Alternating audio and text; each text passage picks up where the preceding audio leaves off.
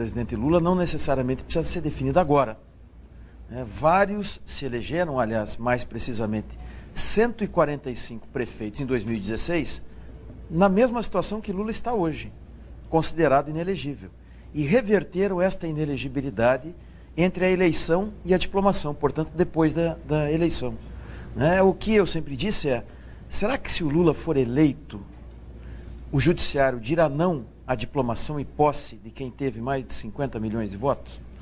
O TSE, dizem alguns da imprensa, vai adotar um procedimento, no caso do presidente Lula, que é diferente dos procedimentos que adotou até aqui, em todos os demais casos. A nossa advocacia é uma advocacia para mantê-lo no script que o TSE desenhou até aqui para todos os casos anteriores. Mas aí é que está. Até fora do âmbito da justiça eleitoral propriamente dito, o que tem acontecido no caso do ex-presidente Lula não é exatamente as exceções das exceções. Quer dizer, tudo o que tem acontecido em torno dele não tem sido excepcional do ponto de vista jurídico? Sou advogado criminal, sim, eu sei. Mas de qualquer forma gostaria de fazer uma consideração em relação a isso. No ambiente da Lava Jato, houve a prisão de muitos políticos, alguns já condenados. Mas em nenhum outro caso, fora o presidente Lula, há uma contestação técnica à condenação tão forte como há no caso do ex-presidente. Muitos juristas, criminalistas, gente do processo penal, muita gente produziu trabalhos acadêmicos dizendo que a decisão de condenação do Lula não se sustenta. E gente que não tem nada a ver com o PT. Há um livro que reúne estes artigos e ali há muitos professores, inclusive críticos ao PT e ao Lula, que dizem esta condenação não se sustenta. Aliás, vamos deixar claro uma coisa, você não é do PT. Não. Aliás, dentro do PT há quem me acuse de não ser do PT. Isso é uma acusação? Essa é uma acusação. Enfim, eu não tenho ligações com o PT, eu já advoguei para vários partidos que não têm nada a ver com o PT. O meu trabalho é estritamente técnico. Eu montei uma equipe para produzir um trabalho de jurimetria. O que é isso? É avaliar como é que a Justiça Eleitoral se comportou em casos idênticos ao do ex-presidente. E eu levantei centenas, milhares de casos, centenas de decisões judiciais e posso dizer com certeza, se evitarem que o ex-presidente Lula chegue às urnas e ao horário eleitoral, farão algo que nunca fizeram no Brasil. Quer dizer que eu não acredito que possa ter um julgamento excepcional o presidente Lula? Claro que eu acredito. Não sou ingênuo. Acho que poderão, acho que deverão, acho que é provável que façam isso. Mas isso não retira o dever de quem advoga para o presidente Lula para garantir que ele tenha o tratamento que a lei lhe faculta, lhe garante. Bom, para deixar tudo ainda mais claro, somos dois aqui que não são do PT. O doutor Luiz Fernando. A política que o presidente Lula vem sofrendo, todos os ataques que fazem dificultam o acesso dele à justiça e é uma exceção, é um tribunal de exceção em todos os casos. O que a gente vem acompanhando e a estratégia atual que a gente está observando é essa questão do Lula com 2 vices, né? Que então ele foi obrigado, nós fomos obrigados a antecipar, e é isso que eu estava perguntando antes de começar o programa. Gostaria que o professor explicasse melhor para quem está nos assistindo por que nós tivemos que antecipar essa decisão de indicar, de já registrar a chapa, porque tinha uma atenção para que isso fosse feito no dia 15, inclusive os manifestantes, os petistas, os lulistas, as pessoas que estão, que querem a volta do Lula, querem voltar do Lula, porque muitas pessoas que votam no Lula não são petistas, né? Claro. Tem muita gente que não vota, que vota no Lula porque entende que tudo que ele fez pelo Brasil e tudo que melhorou em sua vida foi por conta do governo dele. Mas então, primeiro, por que essa estratégia mudou? E aí, em que momento que nós vamos dar os outros passos? Porque se a gente tem uma percepção de que talvez eles vão dizer não será candidato, aí dá tempo de mudar a chapa e apresentar uma outra opção, que é o que nos forçaram a fazer, né, com essas mudanças. Ou então nós vamos ter que esperar até, vamos eleger do Lula, vamos eleger com 50 milhões de votos, e aí se não permitirem a sua posse. Ou então, como alguém já... são vários analistas políticos dizendo, ele pode inclusive governar do cárcere.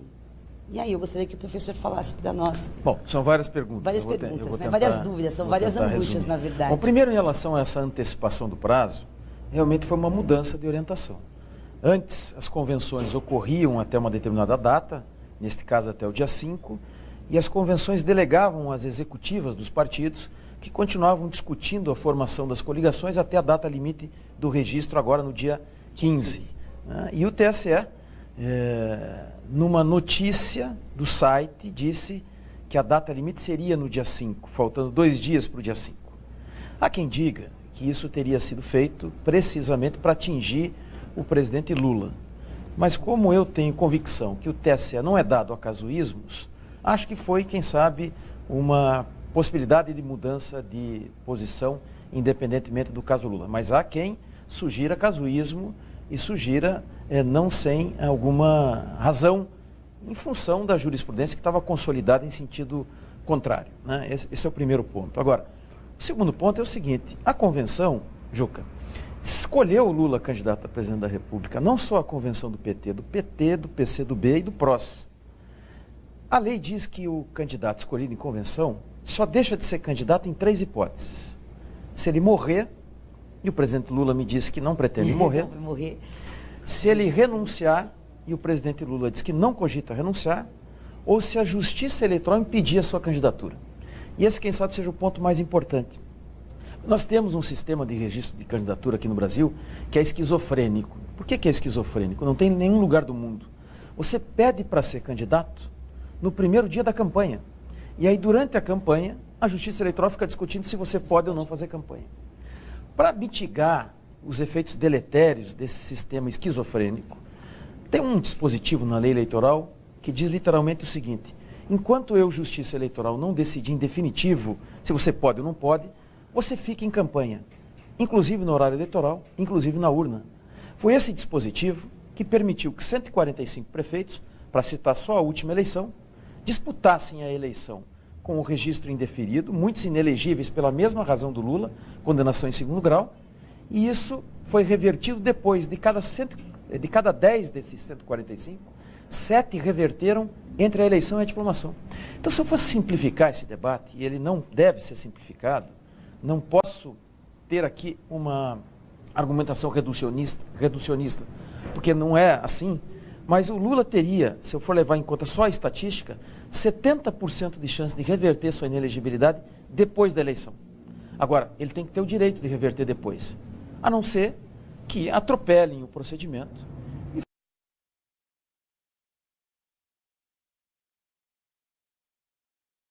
façam, no caso do Lula, o que não fizeram em 8 anos da lei do Ficha Limpa, em 2.800 casos.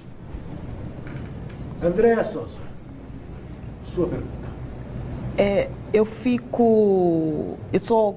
Eu me considero uma pessoa petista roxa. Não sou nem petista vermelha, petista roxa.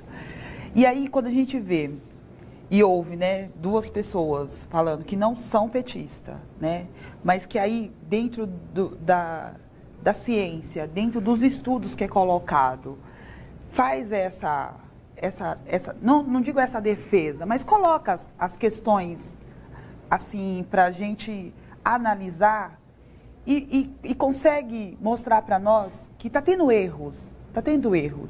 E aí, quando a gente remete isso lá na fábrica, lá no sindicato, lá na federação, de que na família, o que está acontecendo com o presidente Lula, né?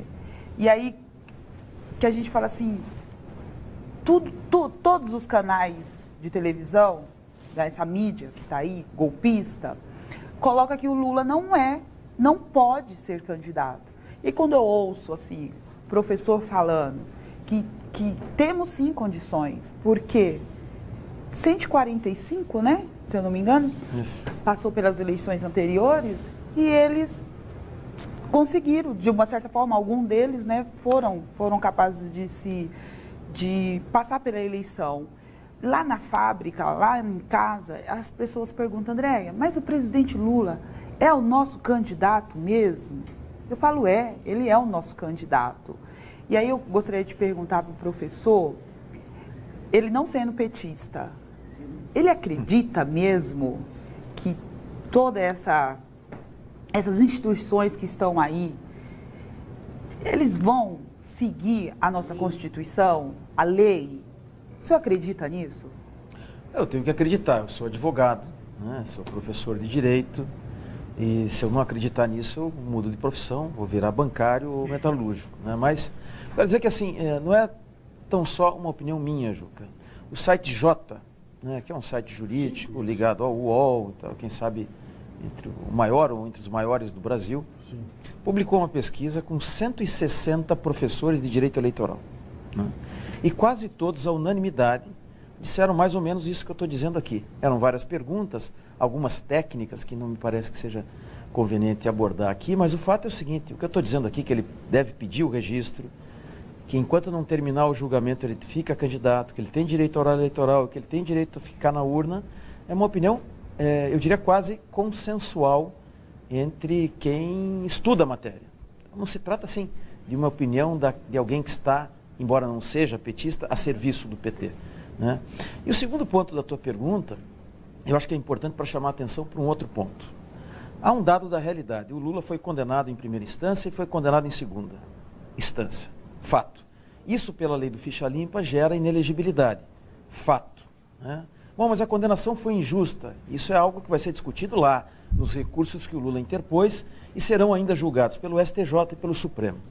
Só que a lei da ficha limpa, ela tem um dispositivo que mitiga um pouco esse rigor da lei do ficha limpa, né, que é considerar inelegível alguém que não foi julgado em definitivo. Coisa que é uma coisa bem Brasil, como dizia o Rubem Braga, né? Não tem em outro lugar. O sujeito é presumidamente inocente pela Constituição, mas já fica preso e inelegível. Bem, a lei do ficha limpa tem lá um dispositivo, que é o artigo 26C, que diz o seguinte: nos casos de condenação em segunda instância, se o recurso for plausível, ou seja, se tiver alguma probabilidade de êxito, por cautela, os tribunais competentes para julgar os recursos do Lula, o STJ e o Supremo, devem suspender a inelegibilidade. Então, a partir do dia 15, isso está combinado com o advogado criminal do Lula, o Cristiano Zanin, né, porque é lá que esse pedido deve ser feito. O Lula vai pedir que a sua inelegibilidade seja suspensa, no STJ primeiro e depois no Supremo. Então não se trata de referendar o que setores da imprensa têm dito, que o Lula está partindo para uma chicana eleitoral, sabendo que não tem chance, quer esticar a corda no TSE para ficar mais um tempo como o candidato do PT. Não é isso não. É que o Lula ainda não teve examinada esta possibilidade de suspender a inelegibilidade, que é uma suspensão que se dá e se deu a milhares de candidatos desde 2010 para cá, sempre que o recurso tiver plausibilidade. Alguém pode dizer que o recurso do Lula não é plausível? Se juristas, sem nenhuma ligação com o PT ou com o Lula, disseram que as condenações têm vários vícios técnicos, alguém pode dizer que o recurso do Lula não é plausível? Se o TRF da Quarta, que dizem, é um pouco hostil em relação a Lula, admitiu o recurso especial que vai ao STJ, ou seja, disse que aquele recurso preenche todas as condições para ser julgado no mérito. E quem escreve sobre plausibilidade diz que, sendo admitido o recurso, ele é plausível, porque a maioria dos recursos não é admitida. Portanto, o que eu tenho a dizer é o seguinte: se nós estivéssemos falando do prefeito de Quatá, em São Paulo, ou do prefeito de Guarapuava, lá no meu Paraná, o advogado dele estaria aqui sentado com uma convicção muito maior que estou eu aqui sentado tratando do caso Lula. Porque é desprezar o histórico do que aconteceu até agora, imaginar que Lula terá um tratamento idêntico a esses tantos outros casos que eu mencionei antes e que fazem parte de um estudo que eu apresentei em várias oportunidades e pretendo condensar e apresentar de forma objetiva agora no dia 15 no pedido de registro. Você fez referência aos tantos advogados eleitorais, a tantos juristas que na área criminal apontam defeitos técnicos nas sentenças que condenaram o ex-presidente Lula até aqui. esta semana mesmo, ou semana passada, cerca de 80 juristas estrangeiros também fizeram uma petição à presidenta Carmen Lúcia do STF. Isso tudo joga água neste rio que desemboca neste mar da aceitabilidade, né, dos recursos do ex-presidente, eu suponho. Sem dúvida, Juca. Isso aí é um elemento a mais a dizer o seguinte: olha, o recurso do Lula tem plausibilidade. E a lei diz, quando o recurso tem plausibilidade, não é assim, certeza que o Lula vai ganhar. Dada a perspectiva de êxito do recurso, a lei estabelece, por cautela, deixa disputar e a gente verifica isso depois.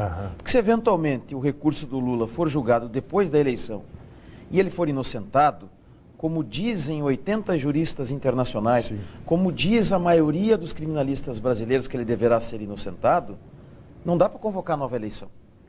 E é por isso que a legislação eleitoral diz o seguinte: na dúvida, deixa disputar e a gente resolve depois. Foi o que a Justiça Eleitoral fez com 145 prefeitos e 98 deles, depois da eleição, reverteu a condenação por improbidade, por uma condenação criminal, como no caso Lula. Se não tivessem deixado disputar esses 145 prefeitos, teriam que pedir desculpas a 98 deles e aos eleitores destes 98, como terão que pedir a 50 milhões de eleitores que querem votar no Lula e eventualmente não serão autorizados porque a Justiça Eleitoral não deu conta de julgar o recurso do Lula antes da eleição.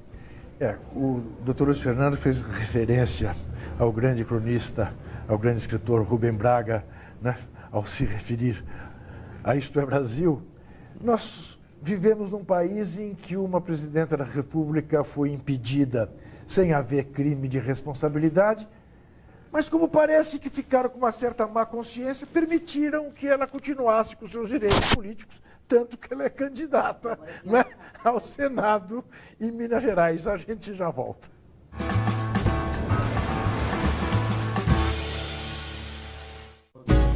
O Papo com o Zé Trajano agora é um pouco mais cedo. 20 para as 7, antes do seu jornal. De segunda a sexta, falamos aqui de música, de política, de esporte. Conto com você no Papo com o Zé Trajano.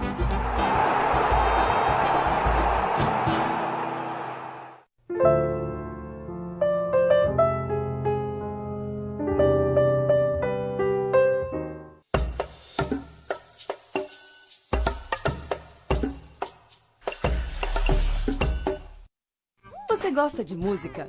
Tem curiosidade em saber quem são os novos talentos e conhecer as novas tendências? Bem, eu dei meu tiro certo em você. Então você tem encontro marcado com Maurício Pacheco e Mariano Marovato. A dupla de músicos, produtores e estudiosos não deixa passar nada. Vem com a gente, segue o som, todo sábado, meia-noite, ou nos horários alternativos. Segue o som, aqui na TVT.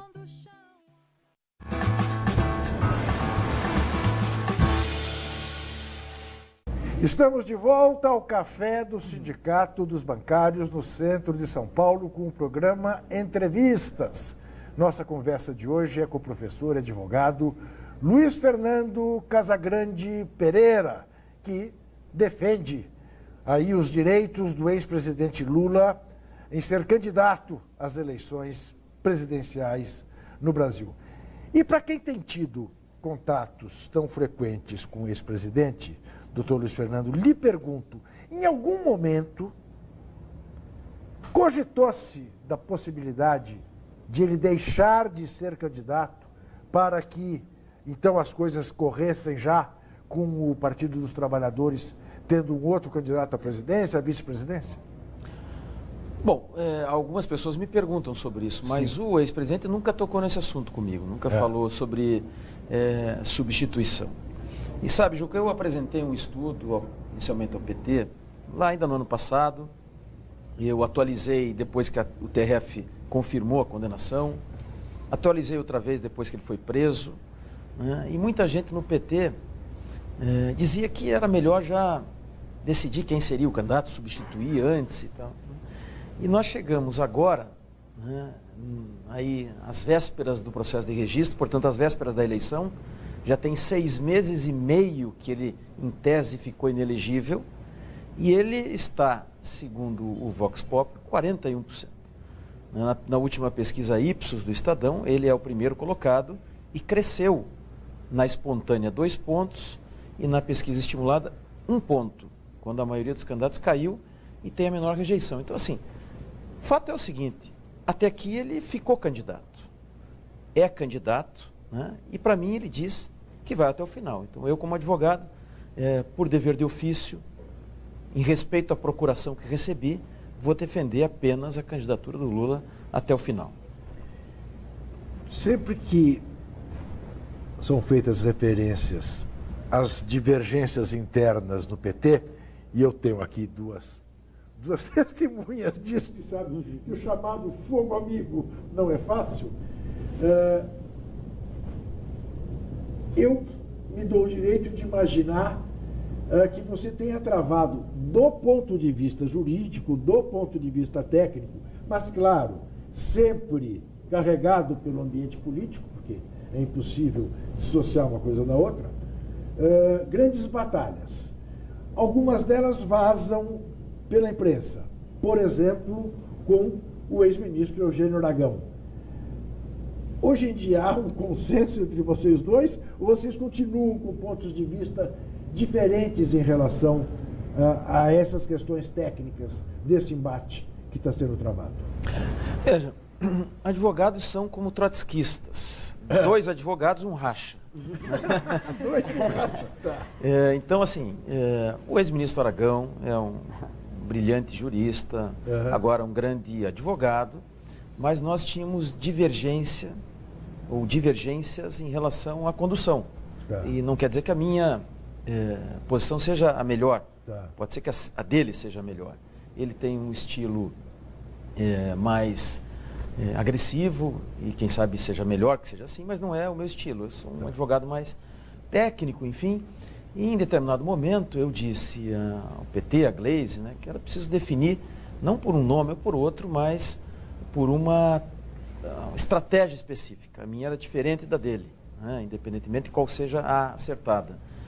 Não que eu quisesse ficar sozinho, Juca. Eu até sugeri, e isso vai acontecer nos próximos dias, que outros advogados sejam agregados à defesa.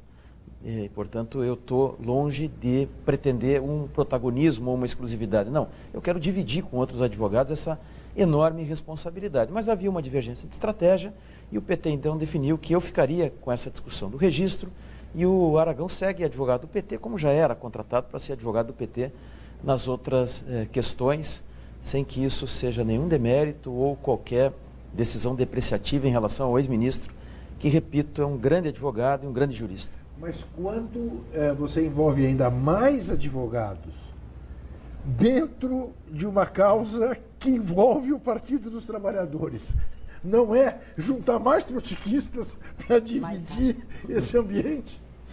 Mas eu acho o seguinte, os advogados que virão para trabalhar comigo, virão sob a premissa de concordar com a estratégia traçada. Tá. A meu convite e sob essa condição. E aí é mais fácil.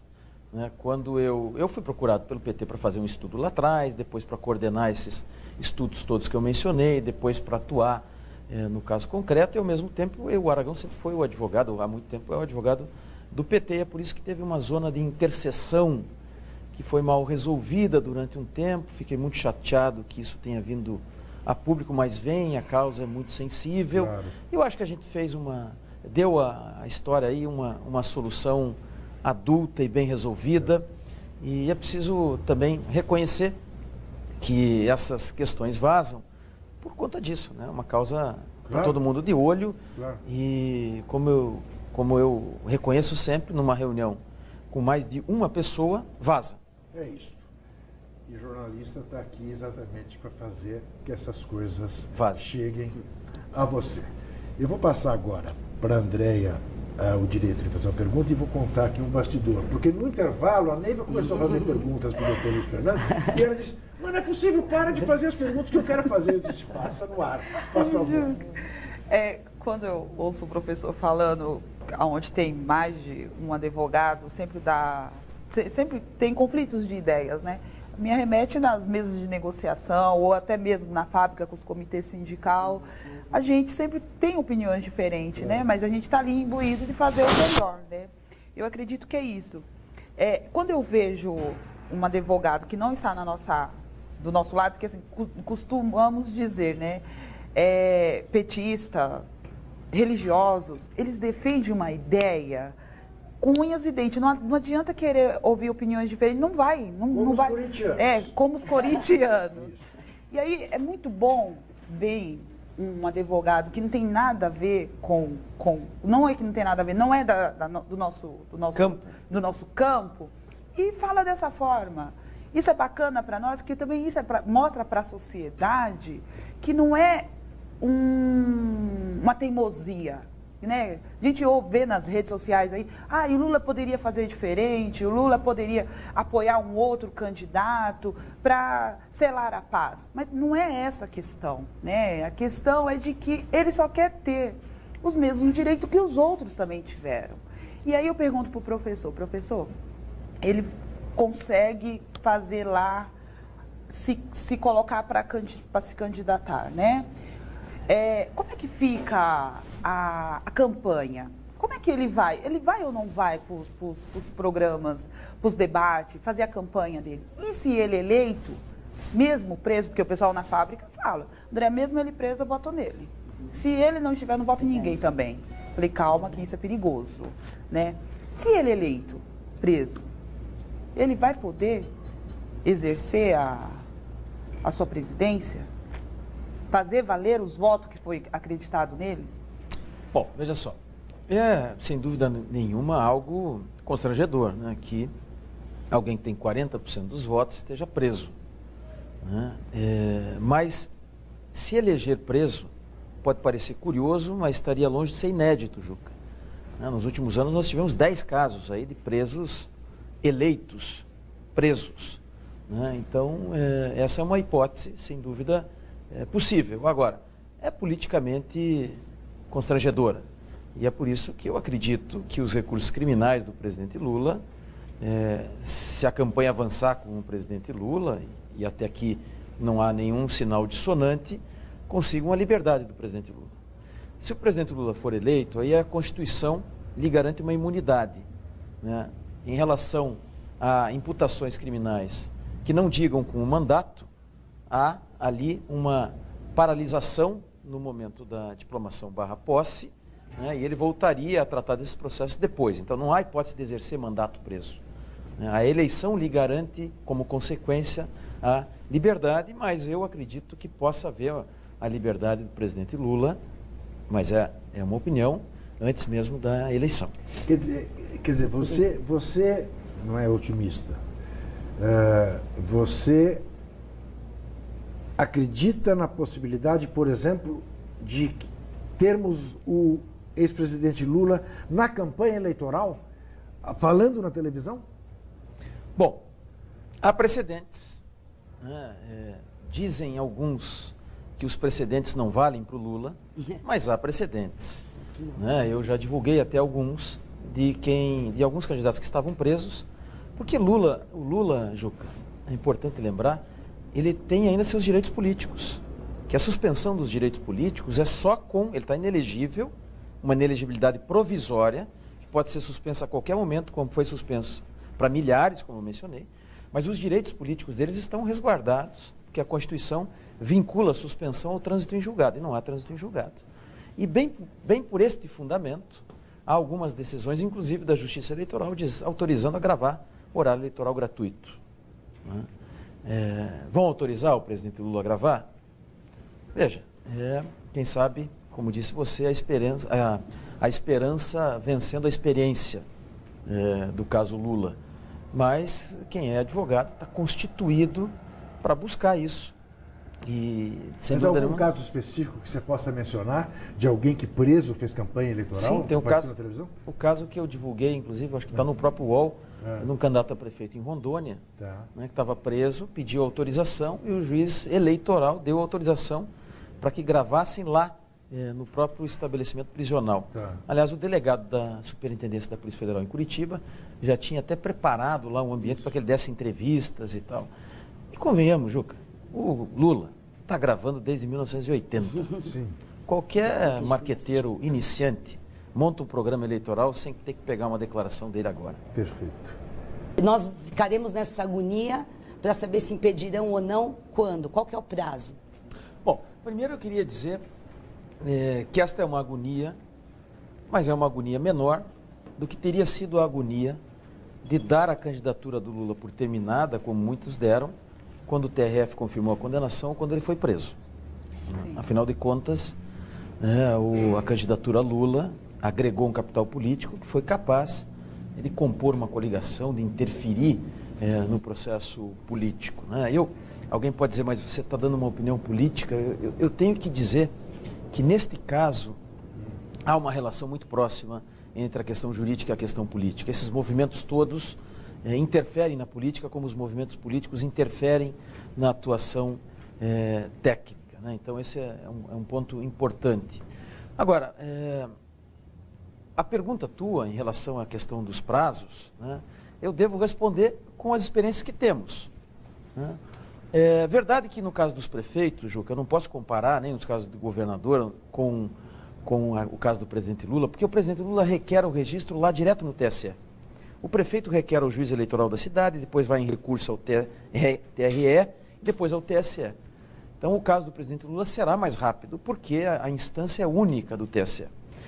Mas, então, nós temos poucos casos de impugnação de candidatos presidenciais. Na verdade, temos 2 nos últimos 20 anos. A Ana Maria, do PRP, e o Rui Pimenta, do PCO, ambos em 2006. Nos 2 casos, o TSE demorou 100 dias para julgar, entre TSE e Supremo. E nos 2 casos, eles ficaram no horário eleitoral e na urna até que houvesse o julgamento final. Estão dizendo que no caso do presidente Lula, haverá aí um encurtamento do procedimento. Ou, como preferem alguns, o procedimento vai ser atropelado. Ou, como sustentam outros, a jurisprudência não vai ser respeitada. Pode ser de novo a esperança contra a experiência do caso Lula, mas eu acredito que o TSE, indeferindo o registro do Lula ou não, haverá de cumprir o procedimento. Se cumprir o procedimento, né, por mais rápido que seja, isso fica lá para meados de setembro. Em meados de setembro, preciso falar disso, há uma data limite para substituição de candidatura, que é no dia 17 de setembro. Né? E aí o PT haverá de tomar uma decisão. Pode tomar 2 decisões. Manter a candidatura do Lula, como fizeram 145 prefeitos, acreditando que revertem a inelegibilidade depois, e 70% acertou, porque reverteu depois, ou fazer uma troca, uma substituição. É o que está sendo cogitado pela imprensa. Eu não fui contratado para fazer substituição, fui contratado pelo ex-presidente Lula e ele me diz, eu vou até o final.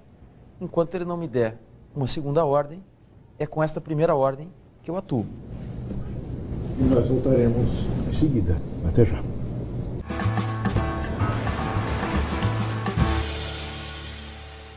Uma maneira diferente de dar as notícias do dia, respeitando a opinião dos trabalhadores e dos movimentos sociais. De segunda a sábado, às 7 horas da noite. Te espero aqui no seu jornal.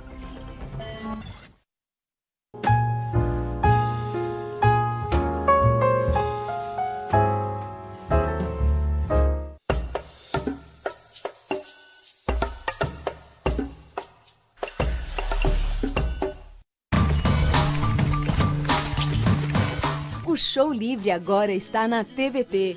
Tudo o que acontece na música no Brasil.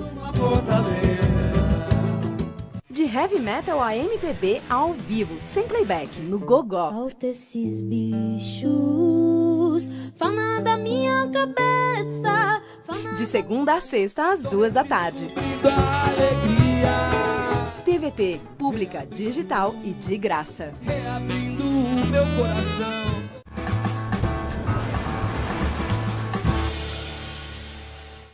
Estamos de volta ao Café do Sindicato dos Bancários, no centro da cidade de São Paulo, com o programa Entrevistas. Hoje, conversando com o professor e advogado Luiz Fernando Casagrande Pereira.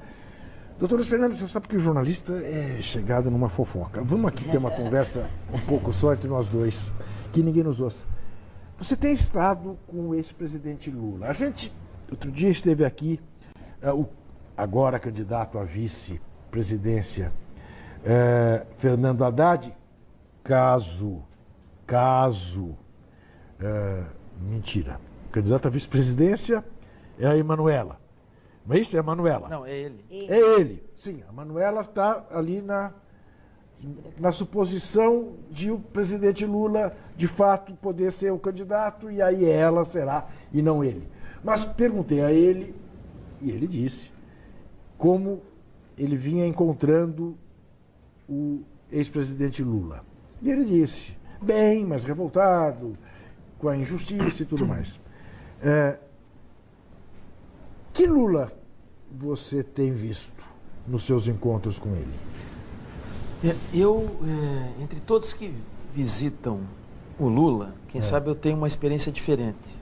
Porque eu não tenho relação com ele, eu não conhecia o Lula antes dele ser preso. Né? Eu tive com o Lula uma ou duas vezes antes da prisão, quando eu apresentei o estudo, ele pediu para conversar comigo, e depois estive lá 4 ou 5 vezes depois da prisão. Né? Então eu conheço, sobretudo, o Lula que está preso. Né? O presidente manifesta revolta em relação à situação dele, ele pergunta sempre o que eu estou fazendo aqui, né?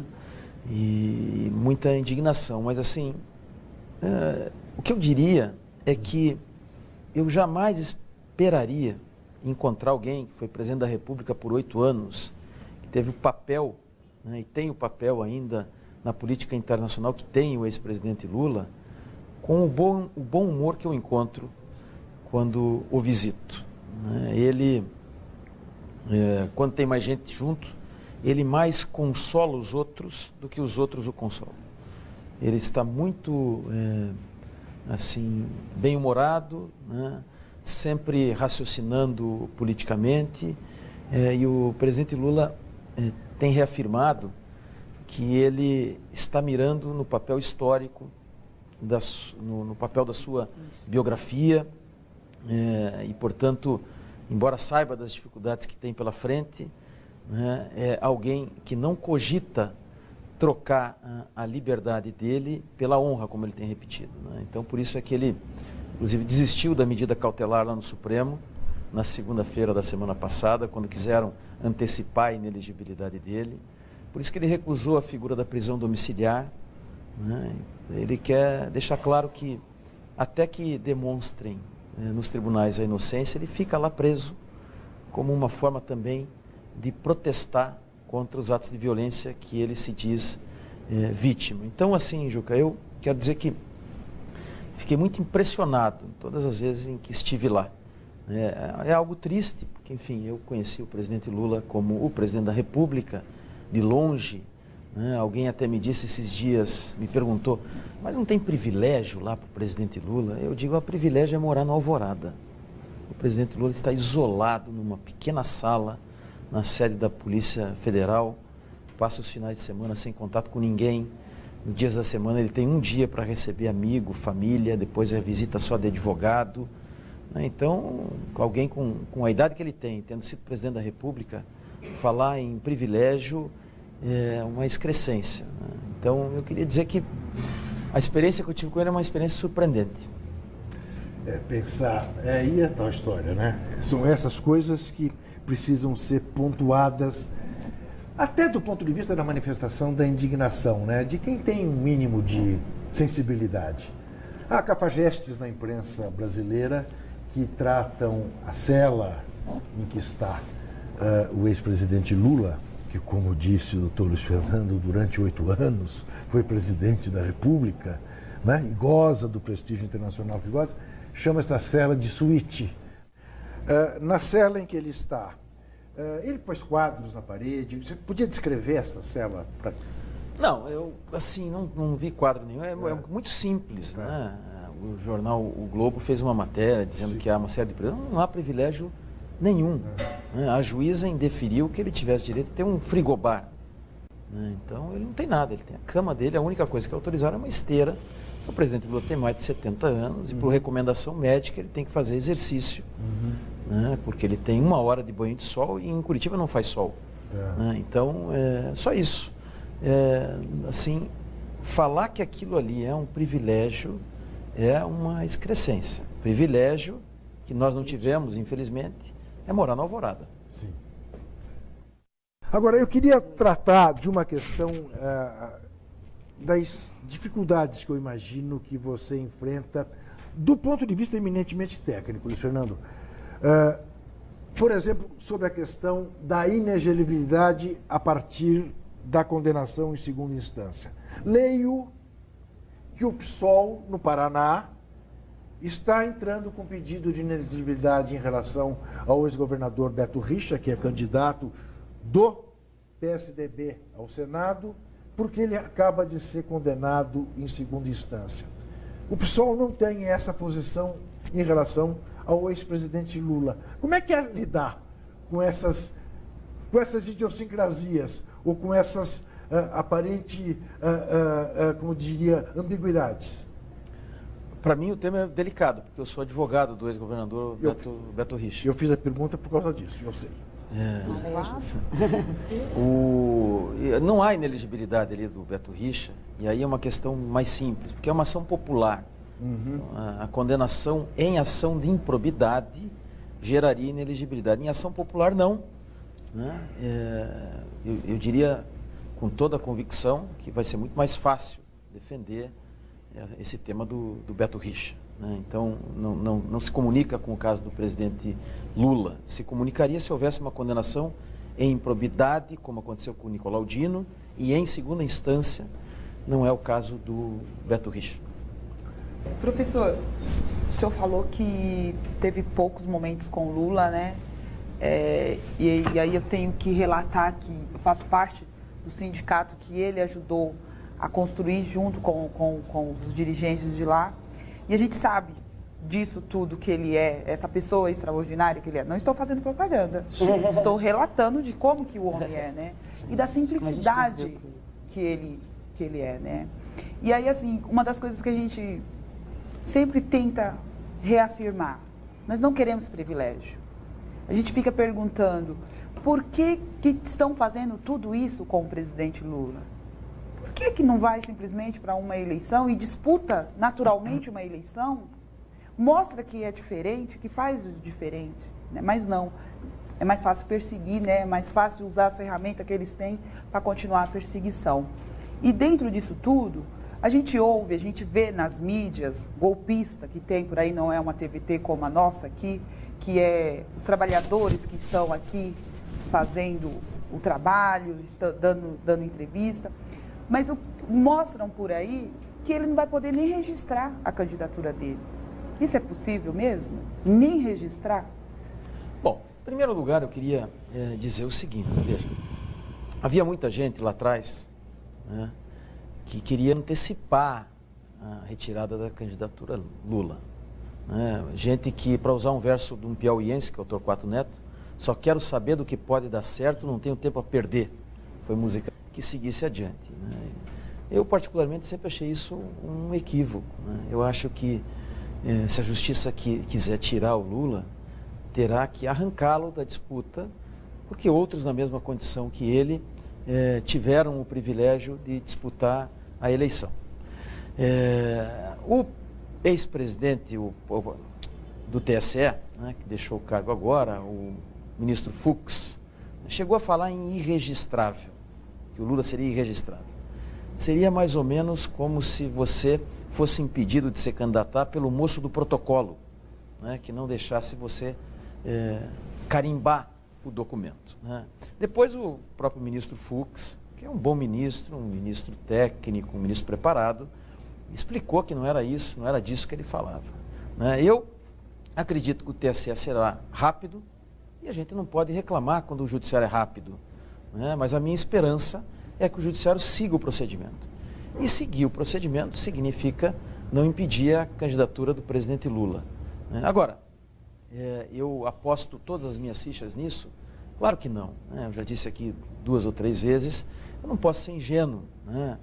Enfim, nós conversamos lá com ministros do TSE e tal, participei de um debate com um deles aqui em São Paulo, no Palácio Tangará, depois com outro outro com o mesmo ministro lá em Curitiba, num debate. Então, eu sinto mais ou menos qual é a posição do Tribunal Superior Eleitoral, né? Mas o presidente Lula me deu uma procuração e com esta procuração eu vou invocar todos os precedentes, toda a jurisprudência firmada até agora e vou até as últimas consequências. Esse é o meu papel de advogado. E tem que ter, e quem tiver covardia, que mude de profissão. O advogado tem que ter coragem, mesmo quando advoga numa causa com um ambiente hostil, como é advogar para o ex-presidente Lula neste caso. Em última análise, doutor Luiz Fernando, você está dizendo que a Justiça Eleitoral arque com a responsabilidade de eventualmente ser vista pelo país como alguém que cometeu uma arbitrariedade? Olha, eu conheço vários ministros lá do TSE. Né? Acho que eles não farão isso. Eu acho que eles podem ser rápidos, mais rápidos do que foram noutras ocasiões, mais rápidos do que serão noutras impugnações na eleição de 2018, mas eu acho que aquela composição do Tribunal Superior Eleitoral não atropelará o rito de registro de candidatura do presidente Lula. Digo isso sem nenhum traço de ironia, sem nenhum traço de sarcasmo. Eu acho que a rapidez poderá antecipar o momento da retirada da candidatura Lula e impedir o uso do horário eleitoral em determinado momento, mas eu não acredito que o Tribunal Superior Eleitoral atropele a sua jurisprudência ou o rito estabelecido na lei e, portanto, o presidente Lula seguirá candidato até o momento que ele eventualmente não queira seguir. Neiva, rapidamente, porque nós estamos chegando ao fim. Bom, primeiro eu quero agradecer o convite, eu quero agradecer a presença do professor. Eu estou aqui na torcida para que a sua estratégia, para que o seu trabalho, o seu empenho, a sua coragem tenha o fruto que nós esperamos, que é o registro da candidatura do presidente Lula, que é ele na urna, que é que a gente... Tem mais alguma pergunta, Neiva? Não, só quero agradecer. Tá. Andreia. Não, eu só quero agradecer mesmo, porque é bom ver Mas pera um pouquinho, não estamos terminando o programa ainda. Não. Quer mais pergunta? Sim. Olha...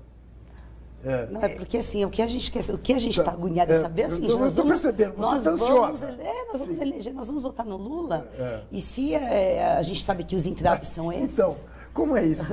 Eu imagino, quer dizer, à medida que você se torna um rosto público, né, por estar nessa batalha, você tem sido interrompido muitas vezes nos aeroportos, nos restaurantes, nas ruas, em relação a essa questão?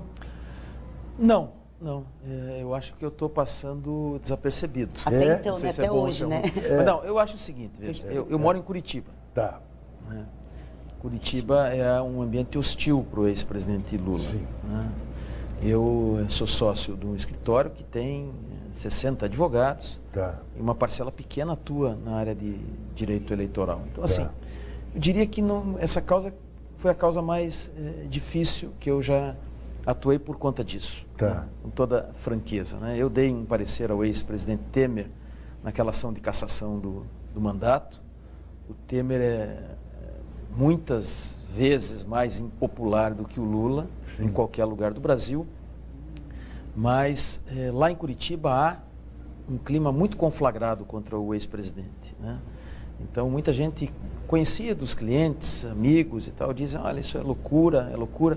E aí eu explico para eles, Juca, com toda técnica e de forma muito didática, por que isso, né, esse pedido de registro da candidatura do Lula, é algo simples, né, que a lei garante, explica os prazos, que tem o prazo de defesa, que tem isso, que a lei garante que ele faça campanha, que ele pode suspender a inelegibilidade, que isso é uma coisa que aconteceu milhares de vezes, cito os 140, tudo que eu falei aqui.